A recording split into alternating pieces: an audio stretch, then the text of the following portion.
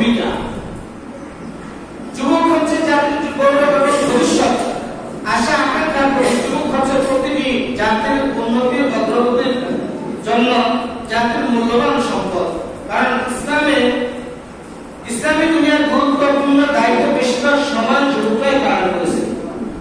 রাসূল সাল্লাল্লাহু আলাইহি ওয়াসাল্লামের সময় রাষ্ট্রের বড় বড় দায়িত্ব যুবকরাই পালন করেছেন এবং হযরত উসামা ইবনে যায়েদ রাদিয়াল্লাহু তাআলাকে মাত্র 18 বছর বয়সে আবু বকর রাদিয়াল্লাহু তাআলা, ওমর রাদিয়াল্লাহু তাআলার মতো বড় বড় সাহাবীদের উপস্থিত রাসূল সাল্লাল্লাহু আলাইহি ওয়াসাল্লাম যুদ্ধের সেনাপতি নির্বাচন নির্ধারণ করেন।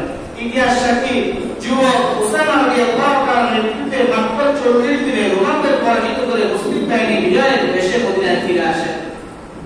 হুনাইনের যুদ্ধে যাওয়ার সময় উতবা ইবনে উসাইদ রাদিয়াল্লাহু তাআলা আনুকে মাত্র 30 বছর বয়সে তিনি কি করেন? সেনাপতি হিসেবে নিযুক্ত করেন। আর আব্দুল্লাহ বিন জিয়াদ 23 বছর বয়সে খোরাসানের গভর্নর নিযুক্ত হন। আর মুহাম্মদ বিন কাসিম মাত্র 17 বছর বয়সে সিন্ধু ভারতের উপমহাদেশ জয় করেন। এভাবে যুবক মুসা বিন মুসাইদ আফ্রিকা যায়। তারিখ বিন জিয়াদ ইসরায়েলের জন্য বহু এবং ধরনের বহু ঘটনা আছে যে ঘটনা যুবকদের মাধ্যমে তারা কি করছে, বড় বড় জিনিস অনেক কিছু তারা ইসলামের মধ্যে বিজয় লাভ করেছে। আদর্শ যুব সমাজ গঠন রাসূল সাল্লাল্লাহু আলাইহি ওয়াসাল্লামের ভূমিকা। রাসূল সাল্লাল্লাহু আলাইহি ওয়াসাল্লাম আদর্শ যুব সমাজ কিভাবে সংগঠন করতে হবে, আদর্শ যুব সমাজ কিভাবে সংগঠিত করতে হবে, রাসূল সাল্লাল্লাহু আলাইহি ওয়াসাল্লাম বিভিন্ন চিন্তা চেতনা করে রাসূল সাল্লাল্লাহু আলাইহি ওয়াসাল্লাম যুব সমাজকে কিভাবে অহেতুক কাজ গুনাহ কাজ থেকে সৎ পথে পরিচালিত করা যায়। কারণ যে সমাজের মধ্যে যুবকরা ভালো থাকে, যে সমাজের মধ্যে যুব সমাজ ভালো থাকে, আদর্শবান হয়, সেই সমাজের মধ্যে দাঙ্গা হাঙ্গামা হয় না, সেই সমাজের মধ্যে প্রধান মারামারি হয় না, হানাহানি হয় না। কারণ সমাজের মধ্যে বেশিরভাগ মারামারি হানাহানিটা হয় যুবকদের মাধ্যমে। বেশিরভাগ সময় মারামারি হানাহানিটা হয় যুবকদের মাধ্যমে। এক নম্বর, ভারতবর্ষ চলে আসার আগে রাসূল সাল্লাল্লাহু আলাইহি ওয়াসাল্লাম বলেন যৌবনকে গুরুত্ব দেওয়া। আল্লাহ রাসূল বলেন তাকদিন খামসান ক্বাবলা খামসিন শাবাকাতা ক্বাবলা আরামি, তোমরা 5টি জিনিসের পূর্বে 5টি জিনিসকে পরিবর্তন করো। এক নম্বর, ভারতবর্ষ আসার পূর্বে তোমার যৌবনকালকে পরিবর্তন করো। ওয়াসিহাতাকা ক্বাবলা সাকমি, অসুস্থ হওয়ার পূর্বে সুস্থতাকে তুমি পরিবর্তন করো। ওয়াকিনাতা ক্বাবলা ফাকরি, তোমার পবিত্র হওয়ার পূর্বে তোমার খরাকালকে তুমি পরিবর্তন করো। ওয়াফারাকাতা ক্বাবলা শুগলি, তোমার ব্যস্ত হওয়ার পূর্বে তোমার অবসরটাকে তুমি পরিবর্তন করো। ওয়াহায়াতাকা ক্বাবলা মাউতি, এবং মৃত্যুর পূর্বে তোমার যে জীবন আছে এই জীবনকে তুমি পরিবর্তন করো। 2 নম্বর, যৌবনকাল সম্পর্কে পৃথকভাবে আল্লাহ তাআলার কাছে জবাবদিহিতা। কারণ যৌবনকাল কোন কালে লাগিয়েছেন প্রত্যেকটা যুবককে আল্লাহর কাছে তার জবাবদিহিতা করতে হবে। কিয়ামতের দিন 5টি প্রশ্ন উত্তর দেওয়া ছাড়া কোনো আদম সন্তান আল্লাহর জান্নাতে প্রবেশ করতে পারবে না। কারণ তাকে জিজ্ঞাসা করা হবে আন উমরিহি ফিমা আসনাহু, যে তার যে বয়স এই বয়সে কোন কাজে ব্যয় করেছে। ওয়ান শারাবিহি ফিহি আমালাহু, তার যে যৌবনকালে যে বয়স সে কোন কাজে সেটা ব্যয় করেছে। ওয়ালাইহি মিন আইনা ইকতাসাবা, এবং তার যে সম্পদ ছিল সেটা কোথায় থেকে অর্জন করেছে। ওয়াফিমা আনফাকাহু, এবং কোন কাজে সে ব্যয় করেছে। ওয়ামাদা আমিলা ফিমা আলিমা, এবং সে যা জেনেছে তা অনুযায়ী সে কতটুকু আমল করেছে। এই 5টা প্রশ্নের উত্তর দেওয়া ছাড়া কোনো বনি আদম আল্লাহর জান্নাতে প্রবেশ করতে পারবে না। 3 নম্বর, যৌবনের ইবাদত আল্লাহ তাআলার কাছে খুব প্রিয়।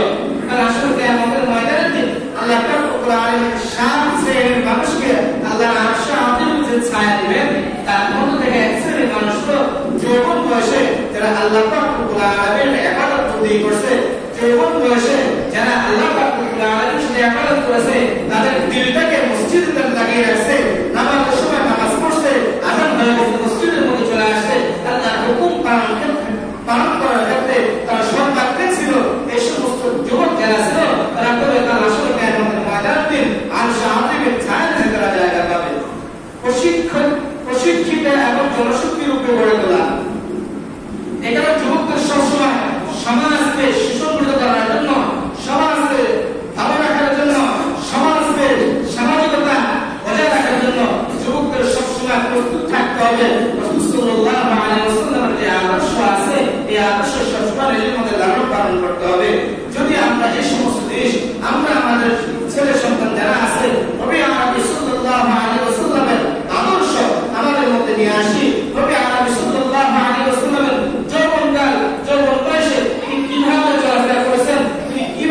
সমাজের মধ্যে চলাচ্ছেন, সমাজকে কিভাবে পরিচালিত করেছেন, এই জিনিসগুলি আমাদের মধ্যে চলে আসে, ইনশাআল্লাহ আমরা আমাদের সমাজ, আমাদের সন্তানরা ভালো থাকবে, আমাদের সন্তানরা কোন সময় নষ্ট হয়ে যাবে না। এই কারণে আমাদের যুবকদের অধঃপতন থেকে বাঁচানোর জন্য সমাজের মধ্যে, সমাজের দায়িত্বশীল যারা আছেন, সমাজের লোক যারা আছেন, তাদেরকে কিছু কাজ করতে হবে। একটা মাদক সেবন নিষিদ্ধ করতে হবে।